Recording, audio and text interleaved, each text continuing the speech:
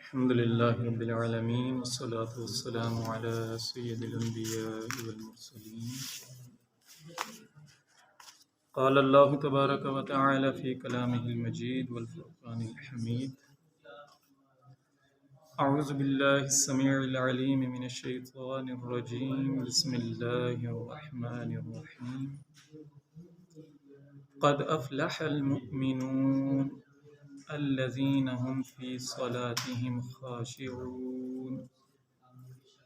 صدق الله مولانا العظيم وصدق رسوله النبي الكريم وبلغنا رسوله النبي الكريم ونحن على ذلك لمن الشاهدين والشاكرين والحمد لله رب العالمين.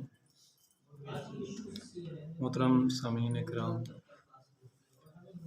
میں نے آپ کے سامنے قرآن مجید فرقان حمید میں سے سورہ مؤمنون کی پہلی 2 آیات تلاوت کرنے کی سعادت حاصل کی ہے۔ اس میں اللہ رب العزت ارشاد فرماتے ہیں کہ قد افلح المؤمنون، یقیناً فلاح پائی ایمان لانے والوں نے، الذین هم فی صلاتهم خاشعون، کہ جو اپنی نماز میں خشوع اختیار کرتے ہیں۔ فلاح کے معنی ہیں کامیابی، خوشحالی، اور یہ خسران کی ضد ہے۔ جیسے خسران کے معنی وہ اس معنی میں آتا ہے جیسے گھاٹے کے، نامرادی کے معنی میں آتا ہے، اور اس کی ضد میں آتا ہے فلاح، کامیابی، خوشحالی۔ جیسے افلح الرجل، کہ فلاں شخص کامیاب ہوا، فلاں شخص اپنی مراد کو پہنچا، فلاں شخص نے اس کی جو کوششیں تھیں وہ برابر ہو گئیں۔ اور اسی طریقے سے قد افلح، یقیناً فلاح پائی۔ اللہ رب العزت نے سورہ کا جو آغاز کیا ہے وہ ان الفاظ کے ساتھ کیا ہے۔ اس کے معنی اس وقت تک واضح نہیں ہو سکتے جب تک کہ اس کا جو پس منظر ہے، وہ جو ماحول ہے جس وقت یہ اتاری گئی، وہ ہماری نگاہ میں نہ ہو، ہمارے ذہن میں نہ ہو، تو اس وقت تک یہ ہماری سمجھ میں نہیں آ سکتی۔ اب چونکہ یہ صورت ہے، یہ مکی صورت ہے، اور یہ مکہ کے متوسط دور میں یہ نازل کی گئی ہے۔ اس وقت نبی کریم صلی اللہ علیہ وسلم اور کفار مکہ، جو سرداران مکہ تھے، ان کی آپس میں بہت زیادہ یہ مخالفت چل رہی تھی، اور یہ قحط کا دور تھا۔ اور جو کفار مکہ تھے وہ ایمان لانے والوں کو یہ کہہ رہے تھے کہ آپ نے گھاٹے کا سودا کیا ہے، آپ ناکام ہیں، کیونکہ جو ایمان لائے تھے ان میں سے اکثر تو ایسے تھے کہ جو شروع سے ہی غریب تھے، اور جو باقی تھے جو کھاتے پیتے گھرانوں سے تعلق رکھتے تھے، جن کے اپنے کاروبار تھے، تو اس مخالفت کی وجہ سے ان کا بھی مطلب حال ٹھیک نہیں تھا، اور قحط کا دور بھی تھا۔ تو اللہ رب العزت نے ارشاد فرمایا کہ قد افلح المؤمنون، کے ایمان لانے والے کامیاب ہو گئے۔ اب اس میں 2 چیزیں سامنے آتی ہیں۔ ایک تو یہ ہے کہ ایک تو یہ خوشخبری ایمان لانے والوں کے لیے، یہ جو دنیا کی تنگی ہے، تکلیف ہے، یہ ہمارا اصل معیار نہیں ہے۔ ہمارا اصل جو معیار ہے وہ آخرت ہے، یعنی ہماری آخرت میں جو ہماری کامیابی ہوگی یا ناکامی ہوگی، معیار آخرت کا ہے۔ ایک تو یہ چیز ہے، اور دوسرا جو لوگ ایمان نہیں لائے تھے ان کے لیے ایک وعید تھی کہ جو ان کا معیار تھا فلاح اور خسران کا، وہ تو چونکہ اپنی دنیوی زندگی کی جتنی بھی آسائشیں تھیں، لوازمات تھے، وہ ان کو میسر تھے، تو وہ اسی دنیا کی زندگی کے معیار کو کہہ رہے تھے کہ ہم کامیاب ہیں اور ایمان لانے والے وہ نقصان میں ہیں۔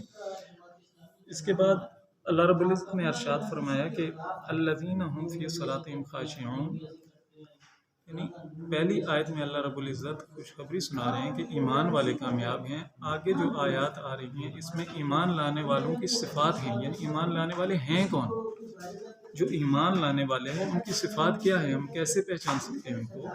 تو ان میں سب سے پہلی صفت یہ ہے کہ الذین هم فی صلاتهم خاشعون، کہ وہ لوگ جو اپنی نمازوں میں خشوع اختیار کرتے ہیں۔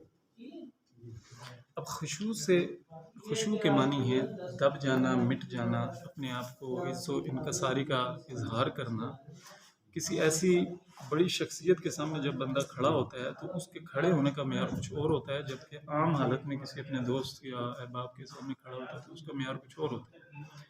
تو خشوع کا مطلب یہ ہے کہ ہم جب نماز کے لیے کھڑے ہوتے ہیں تو ہمارے دل کے اندر یہ سوچ لازمی ہونی چاہیے کہ ہم جس ذات کے سامنے کھڑے ہیں تو اس کے سامنے کھڑے ہونے کے تقاضے ہم پورے کر سکیں۔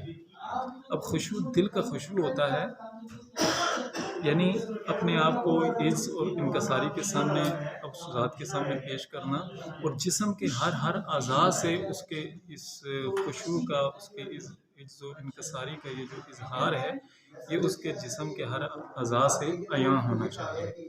جیسے کہ نبی کریم صلی اللہ علیہ وسلم نے دیکھا کہ ایک شخص نماز پڑھ رہا تھا تو ساتھ اپنی داڑھی کو مطلب ایسے کھجلا رہا تھا، تو نبی کریم صلی اللہ علیہ وسلم نے ارشاد فرمایا کہ اگر اس کے دل میں خشوع ہوتا تو اس کے اعضاء سے وہ چیز ظاہر ہوتی۔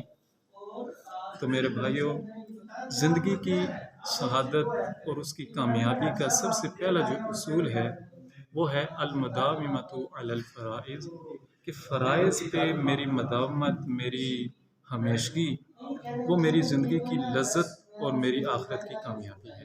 اب یہی وجہ ہے کہ صحابہ کرام رضوان اللہ تعالیٰ علیہم اجمعین سے واضح ترین جو پہلو ہمیں ملتا ہے وہ فرائض کی پابندی ہے۔ حضرت عمر رضی اللہ تعالیٰ عنہ جب بھی اپنے جو گورنر تھے ان کو جمع کرتے اور فرماتے کہ ان اہم امورکم عندی الصلاۃ، کہ جو بھی میں نے تمہیں ذمہ داریاں دی ہیں ان میں سے سب سے اہم جو ذمہ داری ہے جس کا میں تم سے مطالبہ کرتا ہوں وہ نماز ہے۔ یعنی جس نے نماز کی حفاظت کی، اس پہ مداومت کی، ہمیشگی اختیار کی، تو اس نے صرف نماز کو قائم نہیں کیا، اس نے پورے دین کو قائم کر دیا، اور جس نے نماز کو چھوڑ دیا گویا کہ اس نے پورے دین کو چھوڑ دیا۔ حضرت سفیان بن عیینہ رحمہ اللہ کہتے ہیں کہ عبادت دو قسم کی ہوتی ہے۔ ایک وہ لوگ ہوتے ہیں کہ جو عبادت کو عبادت سمجھ کر کرتے ہیں، اور اس عبادت کا جو رنگ ہوتا ہے یہ ان کے چہروں پہ عیاں ہوتا ہے، ان کے چہروں پہ نظر آ جاتا ہے کہ یہ عبادت کو عبادت سمجھ کر کر رہے ہیں، اور نتیجتاً ان کو دنیا کی ہر آسائش جو اطمینان قلب کے لیے ہوتی ہے وہ ان کو میسر ہوتی ہے۔ اب اسی طرح حضرت محمد صلی اللہ علیہ وسلم نے حضرت بلال رضی اللہ تعالیٰ عنہ سے فرمایا کہ ارحنا یا بلال، تکبیر کہیے، اذان کہیے بلال کہ مجھے سکون ملے۔ وجعلت قرۃ عینی فی الصلاۃ، نبی علیہ الصلوۃ والسلام نے ارشاد فرمایا کہ نماز کو میری آنکھوں کے لیے ٹھنڈک بنایا گیا ہے۔ اب آج کے دور میں اگر دیکھا جائے، اگر کوئی امام سجدہ لمبا کر دیتا ہے، نماز کو لمبا کر دیتا ہے، جیسے فجر کی نماز میں 60 سے 100 آیات پڑھی جا سکتی ہیں، تو اگر وہ کوئی لمبے کر دیتا ہے تو پیچھے کھڑا انسان وہ بول تو نہیں سکتا، لیکن اپنے دل میں وہ ضرور یہ سوچتا ہے کہ اگر یہ امام صاحب یہ نماز کو ختم کر دیں تو میں دوبارہ نہیں آؤں گا۔ اگر ہماری نمازوں کا یہ حال ہوگا تو ہمیں سکون کہاں سے ملے؟ آج ہر بندہ پریشان ہے، اس کی وجہ یہ ہے کہ ہماری نمازوں سے دوری ہے۔ اب بعض واقعات ایسے ہوتے ہیں کہ جو انسان کے لیے ایک سبق ہوتے ہیں، جیسے امام نے نماز عصر پڑھائی، 3 رکعتیں پڑھا کے اس نے سلام پھیر دیا، اب وہ بھول چکا تھا تو اس نے 3 رکعتیں پڑھا کر سلام پھیرا، تو پہلی صف والے، دوسری صف والے اور تیسری صف والے کسی کو کوئی پتہ نہیں چلا۔ پیچھے سے ایک بندے نے آواز دی کہ امام صاحب آپ نے 3 رکعت پڑھی۔ اب امام صاحب پریشان ہو گئے اور انہوں نے پہلی اور دوسری صف والوں سے پوچھا کہ میں نے کتنی رکعتیں پڑھی ہیں ہم نے، تو وہ بھی کہنے لگے نہیں امام صاحب 4 ہی پڑھی ہیں۔ تو اس آدمی سے انہوں نے پوچھا امام صاحب نے کہ آپ کو کیسے پتا کہ ہم نے 3 رکعتیں پڑھی ہیں؟ تو اس نے کہا کہ مجھے کیسے پتہ چلنا تھا، میری روٹین یہ ہے کہ میں ہر عصر کی نماز کے وقت اپنی 4 دکانوں کا حساب کرتا ہوں، تو میں نے 3 دکانوں کا حساب کر لیا ہے، میری چوتھی دکان بچ گئی ہے۔ اب میری چوتھی دکان بچ گئی ہے تو اس کا مطلب ہے آپ نے 3 رکعتیں پڑھی، چوتھی نہیں پڑھی۔ اب اس کو یہ فکر نہیں ہے کہ اس کی نماز رہ گئی ہے، اس کی رکعات رہ گئی ہے، وہ اپنی زندگی کسی اور زاویے سے گزار رہا ہے۔ اس کے لیے تو ایک وقت ہے اپنے حساب کتاب کرنے کے لیے کہ وہ اس نماز میں پہنچاتا ہے، اپنا حساب کرنے کے لیے۔ اب پہلی اور دوسری صف والوں کو کیا ہے یہ روٹین، یعنی ایک عبادت سمجھ کر کی جاتی ہے، اور ایک عبادت ہوتی ہے روٹین. جیسے چند لمحات کے لیے مسجد میں آتے ہیں، کھڑے ہو جاتے ہیں، رکوع کرتے ہیں، سجدے کرتے ہیں، یعنی ہمیں کچھ پتہ نہیں کہ ہم کیا پڑھ رہے ہیں، ہم اپنے اللہ سے کس چیز کا مطالبہ کر رہے ہیں، اس چیز کا ہمیں کوئی پتہ نہیں. فرماتے ہیں کہ جس نے عبادت کی عزت و توقیر نہیں کی اس نے دین کی توقیر نہیں کی، جس نے نماز کی توقیر نہیں کی اس نے دین کی توقیر نہیں کی، عزت نہیں کی. اور نماز کی توقیر کیا ہے؟ وَمِن تَوْقِيرِ الصَّلَاةِ أَن تَأْتِيَهَا قَبْلَ الْإِقَامَةِ. اور نماز کی توقیر اور نماز کی عزت یہ ہے کہ تم اقامت سے پہلے آؤ، اقامت سے پہلے صف میں نظر آؤ. ایک صحابی تھے، اپنے بیٹے سے پوچھنے لگے کہ بیٹا تم نے نماز ہمارے ساتھ پڑھی ہے، ہمارے ساتھ نماز میں شامل ہو چکے ہیں؟ اس نے کہا جی میں نے جماعت کے ساتھ نماز پڑھی. آپ نے تکبیر اولیٰ پائی ہے؟ تو بیٹے نے کہا نہیں، میں تو لیٹ آیا ہوں، میں نے تکبیر اولیٰ نہیں پائی. تو صحابی نے کہا کہ 100 سرخ اونٹنیاں جو سیاہ آنکھوں والی ہوتی ہیں، سرخ اونٹنیاں، ان سے زیادہ بہتر تھا کہ تم تکبیر اولیٰ میں پہنچ جاتے، تکبیر اولیٰ کو پا لینا. یعنی صحابہ کرام کا یہ معیار تھا کہ تکبیر اولیٰ میں پہنچنے کا اس کی جو فضیلت ہے، اس کا جو مرتبہ ہے، اس وقت وہ جو سرخ اونٹ ہوا کرتے تھے ان کی مثال یہ ہے کہ آج کے دور کی جو سب سے مہنگی گاڑی ہے، سب سے مہنگی گاڑی جو ہے، اگر وہ کسی بندے کو 100 کوئی دے دے تو اس کو تو ایک مہینہ نیند ہی نہیں آئی. تو اسی طریقے سے صحابہ کرام کے نزدیک تکبیر اولیٰ کا جو مقام تھا وہ یہ تھا کہ اگر کسی کو 100 اونٹنیاں مل جائیں، ان سے زیادہ کہیں زیادہ بہتر ہے کہ وہ تکبیر اولیٰ میں شامل ہو جائے.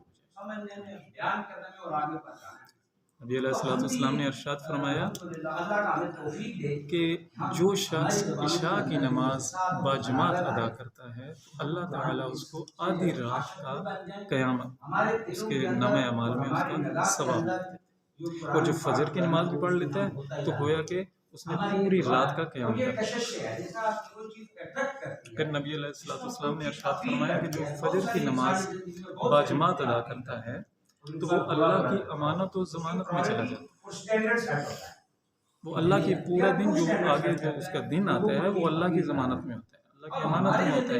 اور اے لوگوں تم خود بخود اپنے آپ کو اللہ کی اس امانت سے مت چھڑاؤ، فجر کی نماز جماعت سے پڑھو. اس طرح آگے رسول اللہ صلی اللہ علیہ وسلم نے فرمایا کہ من صلی الفجر فی جماعت ثم قعد یذکر اللہ عز وجل حتی تطلع الشمس صلی رکعتین کانت له کاجر حجۃ وعمرۃ تامۃ تامۃ تامہ. نبی کریم صلی اللہ علیہ وسلم نے فرمایا کہ جو فجر کی نماز جماعت کے ساتھ ادا کرے پھر وہ وہیں پہ بیٹھا رہے اور اللہ کا ذکر کرے یہاں تک کہ سورج طلوع ہو جائے، پھر اس کے بعد وہ 2 رکعتیں پڑھیں تو اس کا اجر جو ہے مکمل حج اور عمرے کا ثواب اللہ تعالیٰ اس کے نامہ اعمال میں فرما دیتے ہیں. تو اس لیے میرے بھائیوں ہمیں اپنے گریبانوں میں جھانکنے کی ضرورت ہے. ہماری انگلیاں دوسروں پر اٹھ جاتی ہیں، فلاں یہ کر رہا ہے، فلاں یہ کر رہا ہے، لیکن ہمارا اپنے اوپر ہمیں دیکھنا چاہیے کہ میں کتنا کیا کر رہا ہوں.